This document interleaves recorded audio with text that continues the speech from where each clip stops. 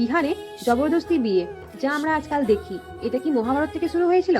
এটা জবরদস্তি বিয়ে ছিল কি না আমি সেটা বলতে পারবো না, কিন্তু হ্যাঁ, ভীষ্ম কাশী থেকে শক্তি আর বল প্রয়োগ করে তিনজন মেয়েকে, অম্বা, অম্বিকা এবং অম্বালিকাকে তার ভাই বিচিত্রবীর্যের জন্য নিয়ে এসেছিলেন। দেখুন, যদি আপনি মহাভারতের সত্য জানতে চান তাহলে এখনই আমার চ্যানেল মিথিক মাইন্ড সাবস্ক্রাইব করুন। এখানে আমরা মহাভারত ধারাবাহিকভাবে বুঝি।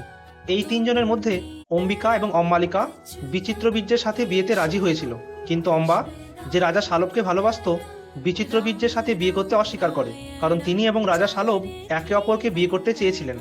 একথা জানতে পেরে ভীষ্ম দ্রুত অম্বাকে কাশী ফিরে পাঠান। অম্বা যখন খুশি মনে কাশী ফিরে আসে, তখন রাজা শালব বিয়ে করতে অস্বীকার করেন এবং বলেন যে তিনি কোনো জেতা মহিলাকে বিবাহ করবেন না।